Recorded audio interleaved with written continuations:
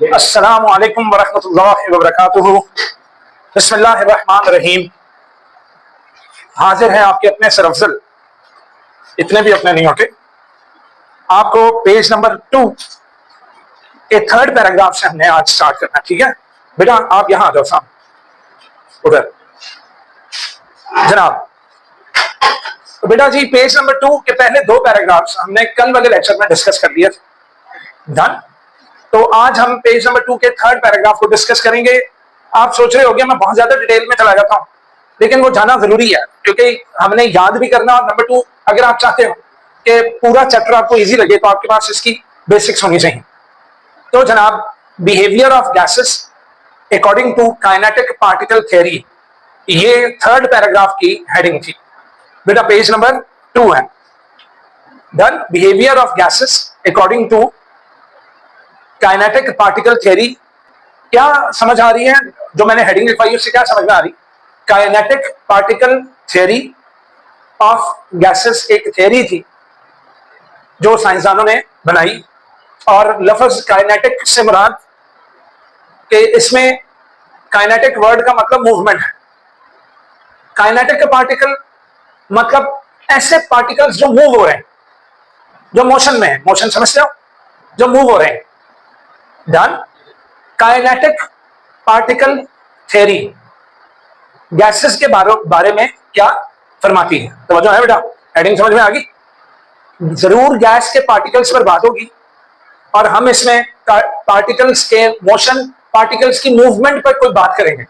किस पर बात करेंगे?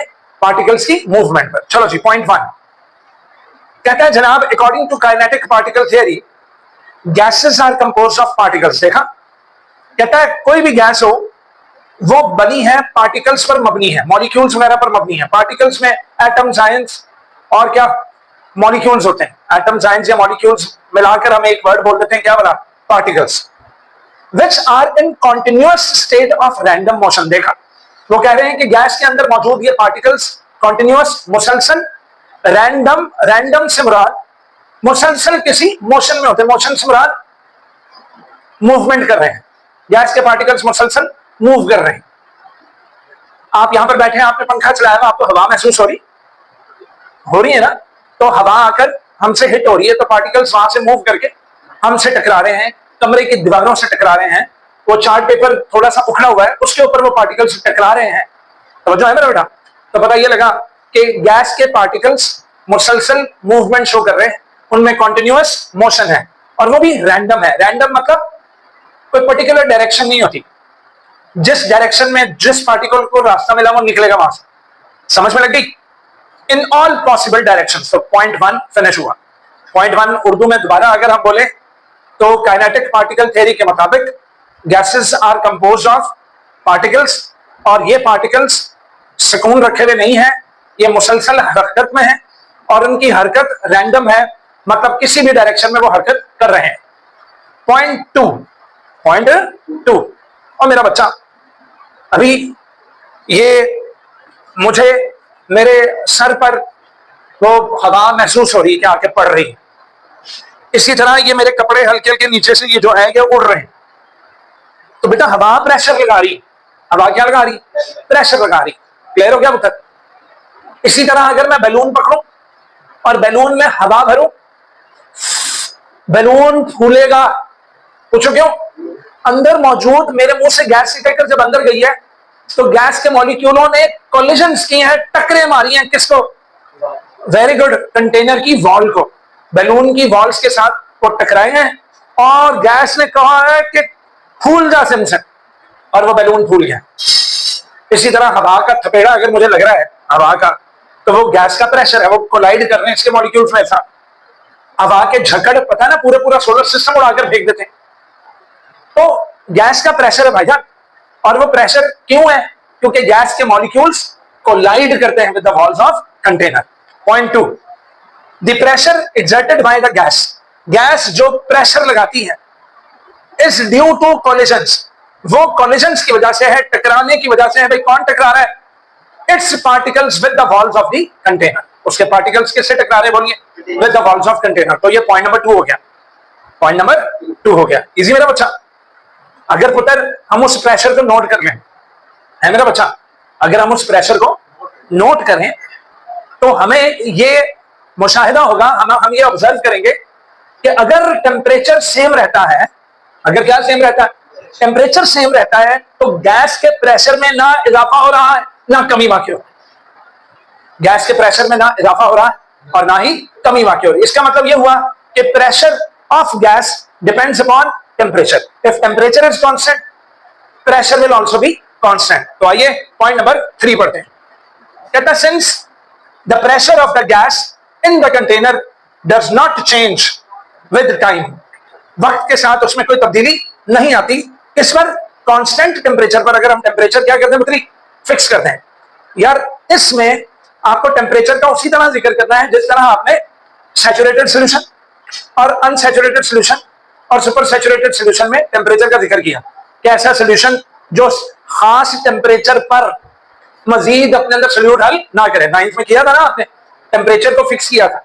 तो यहां भी आपने देखा कि जब हम टेम्परेचर को कांस्टेंट रखते हैं तो अंदर ना तो प्रेशर में इजाफा होता है ना प्रेशर में कमी आती है। दूसरे लफ्जों में अगर टेम्परेचर सेम रखें तो मेरा बेटा टकराने से पहले या टकराने के बाद गैस के पार्टिकल्स ना तो एनर्जी जाया करते हैं ना ही एनर्जी गेन करते हैं। तो है मेरे बच्चों, वेरी गुड। अब अगर मैं शॉर्ट क्वेश्चन पूछूं कि आप कैसे कह सकते हैं कि गैस के पार्टिकल्स ना तो एनर्जी लूज करते हैं ना गेन करते हैं, तो आप कहोगे सर जी क्योंकि स्पेसिफिक टेम्परेचर पर जितना मर्जी आप वक्त रख लें, 2 दिन तक रखें, 3 दिन तक रखें, गैस के प्रेशर में ना तो इजाफा हो रहा है और ना कमी आ रही। इससे साफ जाहिर है कि अंदर मौजूद पार्टिकल्स ना तो अपनी एनर्जी लूज कर रहे हैं और ना एनर्जी गेन कर रहे हैं। तो जो है मेरा बेटा, since the pressure of the gas in the container does not change with time at constant temperature, it is assumed, अब ये हमने सोच लिया है, that the collisions between the particles do not involve any loss or gain of energy due to the friction. तो आपस में रगड़े खा रहे हैं, जो मर्जी कर रहे हैं, टकरा रहे हैं, उनकी एनर्जी में ना तो लॉस आ रहा है और ना तो लॉस आ रहा है ना ही गेन आ रहा है। Any problem? पॉइंट नंबर 4, क्या मेरा बच्चा, पॉइंट नंबर 4 इजी मेरा पुत्र, और से सुनो, अगर किसी ने गैस मारी है, किसी ने क्या मारी, तो मेरा बेटा जब क्लास में कोई बच्चा गैस मारता है तो वो गैस फ्रंट वाले बच्चे ने अगर मारी तो पुत्र वो आखिरी बच्चे तक पहुंचती है वो गैस। सारे बच्चे यूं नाक पकड़ के बैठ जाते हैं कि पता नहीं किसने ब्लास्ट कर दिया। तो मेरा बच्चा वो जो गैस मारता है ना बच्चा, और वो पूरे कमरे में फैलती, ये इस अम्र की दलील है, ये इस अम्र की दलील है कि गैस के पार्टिकल्स के दरमियान कुव्वत कशिश ना होने के बराबर है। क्या मेरा बेटा, ना होने के बराबर। यार अगर मेरे पास एक, चलो अगर मेरे पास इस कप में गैस हो और मैं इसके ऊपर से ढक्कन हटा दूं तो क्या एक्सपेक्ट करते हो, तो गैस अंदर ही रहेगी या निकल जाएगी? निकल जाएगी भाई, क्योंकि जब प्रेशर कम होता है तो लो प्रेशर पर गैस के पार्टिकल्स के दरमियान फोर्स ऑफ अट्रैक्शन नेग्लिजिबल हो जाती है और वो मॉलिक्यूल्स, वो पार्टिकल्स आजादाना डिफ्यूज करते हैं from the region of higher concentration towards the region of lower concentration. Any problem हो? इजी, बोलो मेरे बच्चे, आसान है, नाइस। इधर देखो, तो अगला पॉइंट यही है, वो कहता है कि when there is low pressure there are negligible forces of attraction between the particles of the gas। क्या मेरे बच्चे, negligible मतलब लिख लो ना होने के बराबर।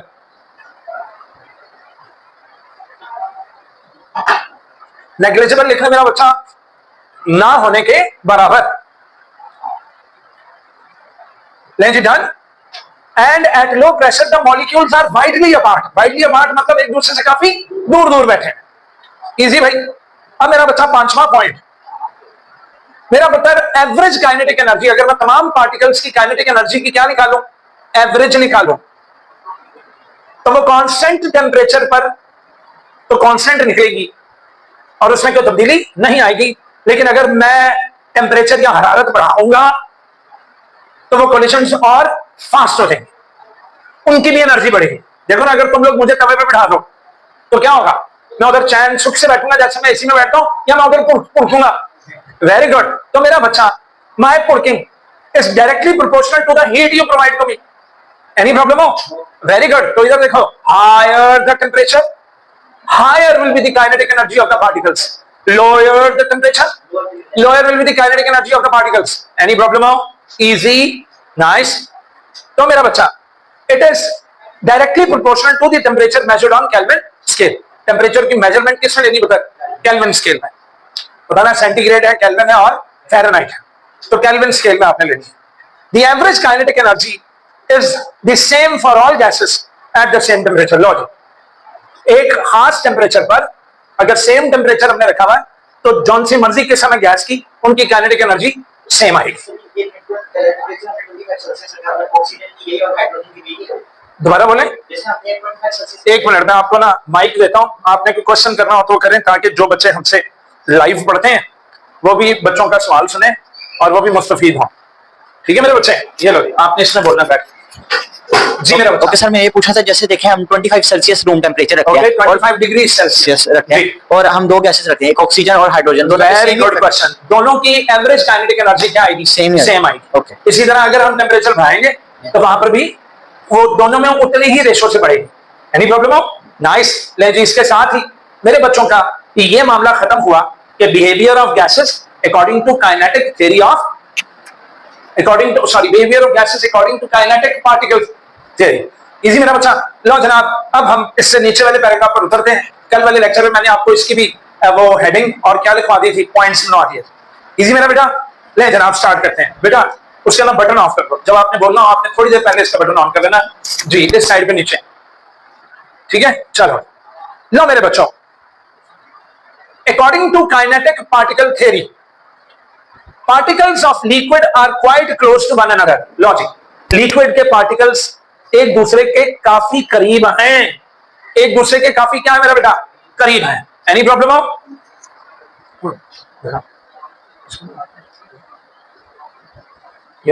ठीक है। अब जब आपने इसको ऑन करना हो पीछे थोड़ी देर के लिए दबा के रखना, फ्रंट पे ग्रीन लाइट आ जाए।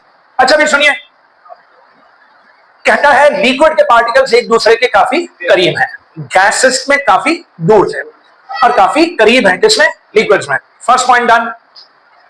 दूसरा पॉइंट इधर देखो, शॉर्ट क्वेश्चन आया। अगर मैं आपसे कहूं कि लिक्विड की शेप फिक्स क्यों नहीं है, अगर मैं लिक्विड को इसमें डालूं, इधर देखो बेटा, तो वो इस कप की शेप ले लेगा। कप कितना गंदा। अगर मैं लिक्विड को इसमें डालूं तो वो इस डब्बे की शेप ले लेगा। अगर मैं लिक्विड को किसी लंबी बोतल में डालूं वो उसकी शेप ले लेगा। अगर कोई बॉटल की शेप बटरफ्लाई शेप है तो वो उसकी शेप ले लेगा। ऐसा क्यों है भाई? तो आपने कहना है कि जनाब उसके मॉलिक्यूल्स एक दूसरे के करीब हैं लेकिन रैंडम मूवमेंट शो करते हैं। कौन सी मूवमेंट? Random movement. तो जब मेरा बेटा मैं किसी कंटेनर में डालता हूं, चूंकि वो रैंडम है, उनकी कोई फिक्स्ड पोजीशन नहीं है, तो जब लिक्विड के पार्टिकल्स की फिक्स्ड पोजीशन नहीं है तो वो जिस मर्जी शेप में जाकर तो फिक्स हो जाते हैं। देखा, फिर मैं गलत बोल गया, वो किसी भी पोजीशन में चले जाएंगे, किसी भी। इजी। तो शॉर्ट क्वेश्चन क्या था कि लिक्विड्स की फिक्स शेप क्यों नहीं है? तो उसका आंसर ये रहा जी, कहता the particles of the liquid are quite close to, sorry point number 2 है, they are also moving in all possible directions, जिसकी वजह से as a result the particles of the liquid do not have any fixed position and shape. तो particles liquid के किसी की भी fixed position और शेप नहीं है। जी जी मेरा बेटा, हाँ, गैसेस की भी, उसके भी पार्टिकल्स की कोई फिक्स्ड पोजीशन या शेप नहीं है। तो लिक्विड के जो मॉलिक्यूल्स होते हैं, गैसेस के मॉलिक्यूल्स, उन दोनों के रैंडम मोशन होते हैं। दोनों के रैंडम मोशन है, शाबाश। लिक्विड के भी रैंडम और गैसेस के भी रैंडम। जबकि जो सॉलिड होगा उसमें देखते हैं क्या वो कहता है, बाद में बढ़ते हैं। डन। लो मेरा बच्चा, नेक्स्ट। अब अगर मैं आपसे पूछूं कि यार ये गैस, तो देखो ना, अगर मैं इसके अंदर गैस डालकर ऊपर से ढक्कन हटा दूं तो गैस सारी निकल जाएगी। लेकिन अगर मैं कहूं कि मैं जब अपना हाथ हटाऊं तो पानी तो उधर ही स्टे करेगा, तो पानी क्यों स्टे करेगा? तो आप कहोगे कि गैस के पार्टिकल्स के दरमियान फोर्स ऑफ अट्रैक्शन नेग्लिजिबल थी, जबकि लिक्विड्स में पार्टिकल्स के दरमियान फोर्स ऑफ अट्रैक्शन है, जिसकी वजह से वो पार्टिकल्स को एस्केप होने नहीं देते और वो पार्टिकल्स को अंदर होल्ड करके रखती फोर्स ऑफ अट्रैक्शन। और इसके अलावा लिक्विड अपना लेवल भी बना लेती। क्या बना लेती? अपना लेवल। देखो, इस तरह नहीं होगा जैसे वो खुद ही सड़क जो होती उस पर तो लेवल कोई नहीं है ना, वो तो हाँ, लेकिन पानी अपना ऊपर से लेवल बना के रखेगा। तो उसके बारे में पॉइंट आ रहा है। Owing to the presence of, owing का मतलब लिखा है due to, due to the presence of inter particle forces, inter particle forces of attraction होने की वजह से liquid has a fixed volume. तो लिक्विड जो जगह घेरेगा वो फिक्स घेरेगा, मतलब लिक्विड ने अगर कप में अपनी जगह घेर ली है तो वो फिक्स कर देगा। लेकिन गैस का वॉल्यूम फिक्स नहीं है। गैस को आप ओपन करोगे, आपने ढक्कन उठाया, गैस निकल जाएगी। क्लियर हो गया मेरा बच्चा? एनी प्रॉब्लम हो? दूसरी तरफ आइए। And it keeps its level as well, और लिक्विड्स अपना लेवल भी बरकरार रखती हैं। एंड लास्ट पॉइंट याद रखें, liquid particles show all the 3 types of movements, मतलब पार्टिकल्स सामने भी जा सकते हैं, रोटेट भी हो सकते हैं, रैंडम मोशन में all types of movements show करते हैं। टाइप्स ऑफ मूवमेंट्स आपने फिजिक्स में पढ़ रखी। एनी प्रॉब्लम हो? और अब लास्ट पैराग्राफ आ गया इस पेज का, behaviour of solids according to kinetic particle theory. Behaviour of solids according to kinetic particle theory. तो काइनेटिक पार्टिकल थ्योरी के मुताबिक सॉलिड्स कैसे बिहेव करते हैं, तो फिर उन सुन, ये वाला जुमला जो इसने राइटर ने अब लिखा है, ये पहले भी लिख देता तो कुछ नहीं होता, क्योंकि मैंने आपको शुरू में बताया था पार्टिकल्स 3 किस्म के हैं। क्या क्या? Atoms, ions, molecules. पार्टिकल्स कितने किस्म के? एटम्स, आयंस और molecules. First point done. Second point, according to kinetic particle theory, inter particle forces of solid particles so strong, so strong, so strong, इतनी ज्यादा फोर्स ऑफ अट्रैक्शन है कि that attraction don't allow particles to move in random direction. देखो green light on, अब होगी जी। अच्छा sir, मगर जब हम देखें जैसे किसी सॉलिड को हीट अप करते हैं, जैसे मेटल हो गया या आयरन हो गया, तो वो लिक्विड में ट्रांसफॉर्म होने लगता है। सलामत रहो, अगले पेजेस पे खुद ही पहुंच गए। ये एक अच्छे टीचर की निशानी होती है और अच्छे स्टूडेंट की भी निशानी होती है। टीचर वो जो अगले पेजेस को माइंड में रखे, बुनियाद रखे, और स्टूडेंट वो जिसमें हाल वाला पेज पढ़ते हुए वो अपने फ्यूचर के पेज को प्रिडिक्ट कर रहा हो। समझ में लग गई? एक्सीलेंट। अगले पेजेस पर आ रहा है। Okay done. लो मेरा बच्चा, अब इधर देखो। पार्टिकल्स, बेटा अपने हाथ हिलाए मुझे, शाबाश। इस मोशन को वाइब्रेटरी मोशन कहते हैं।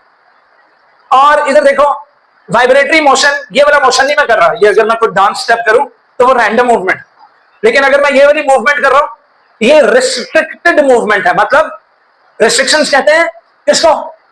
वो क्या कहते हैं यार, पाबंदी वाली। समझ में लग गई? आजकल हर बंदा आजादी मांग रहा है, मैं आजादी, मुझे आजादी दो, आजादी दो, I don't need any restrictions. यानी मैं पाबंदियों में जिंदगी नहीं गुजार सकता। अगर बड़ा भाई सुबह 4 बजे घर आया तो मैं 6 बजे आऊं, मुझे कोई ना पूछने वाला। तवज्जो है मेरे बच्चों? लेकिन नहीं, माँ बाप कहेंगे खबरदार सॉलिड पार्टिकल्स वाली मूवमेंट करो, दैट इज वाइब्रेटरी मोशन करना है। कौन सा मोशन? चूंकि वाइब्रेटरी मोशन में पार्टिकल्स ने अपनी फिक्स पोजीशन नहीं छोड़ी, तो सॉलिड्स की शेप भी फिक्स, सॉलिड की वॉल्यूम भी फिक्स। समझो है मेरा बेटा? लिक्विड का वॉल्यूम फिक्स था क्योंकि फोर्स ऑफ अट्रैक्शन थी, लेकिन शेप फिक्स नहीं थी क्योंकि रैंडम मूवमेंट थी। सॉलिड में शेप भी फिक्स, वॉल्यूम भी फिक्स, क्योंकि फोर्स ऑफ अट्रैक्शन भी अखीर आपस में, और साथ क्या? वो वाइब्रेटरी मोशन। एनी प्रॉब्लम और no random motion? According to kinetic particle theory, the inter particle forces in the solid substances are so strong, इतनी स्ट्रॉन्ग होती है that they keep their particles arranged in the fix position. वो अपने particles को fix position में arranged रखते हैं। अब अगले पेज पर अगला point, these particles possess vibrational motion only. कौन सा? सिर्फ vibrational motion. Easy. These restricted movements, ये जो पाबंदी लगी, जो मूवमेंट्स हैं, जो पाबंद है, खबरदार रैंडम नहीं करनी। These restricted movements force solid substances to have a fixed shape and fixed volume. तो शेप और वॉल्यूम का ताल्लुक पार्टिकल्स के दरमियान फोर्स ऑफ अट्रैक्शन और उनकी टाइप ऑफ मूवमेंट पर। जिनकी फोर्स ऑफ अट्रैक्शन नेग्लिजिबल है उनका ना तो वॉल्यूम फिक्स है, और चूंकि पार्टिकल्स रैंडम मूवमेंट है गैसेस का, उनकी शेप भी फिक्स नहीं है। अब आ जाए लिक्विड पर। लिक्विड में फोर्सेस ऑफ अट्रैक्शन है जो उनका वॉल्यूम फिक्स करवा देती है, लेकिन रैंडम मोशन की वजह से उनकी शेप फिक्स नहीं है। जबकि सॉलिड में फोर्स ऑफ अट्रैक्शन भी आला है और रिस्ट्रिक्टेड मूवमेंट्स दोनों मिलकर उनकी शेप भी फिक्स करा देती हैं और वॉल्यूम भी। एनी प्रॉब्लम हो? इससे आगे पुत्र इंटरनल एनर्जी और इंटरकन्वर्जन ऑफ फिजिकल स्टेट्स, जो मेरे बेटे ने क्वेश्चन पूछा था कि ये सॉलिड जब लिक्विड हो जाता है तो क्या होता है, ये अब हम लोग कल के लेक्चर में करेंगे। डन। अब अगर आप जानना चाहते हैं सॉलिड को हीट करें तो उसके मॉलिक्यूल्स पर काइनेटिक एनर्जी पर क्या असर पड़ता है, और लिक्विड को अगर हीट करें तो वेपर्स में क्यों चेंज हो जाता है, अगर आप जानना चाहते हैं तमाम सवालों के जवाब देखना ना भूलिएगा प्यारे अफजल का कल का एपिसोड। इसके साथ ही मुझे इजाजत दीजिए। अल्लाह हाफिज।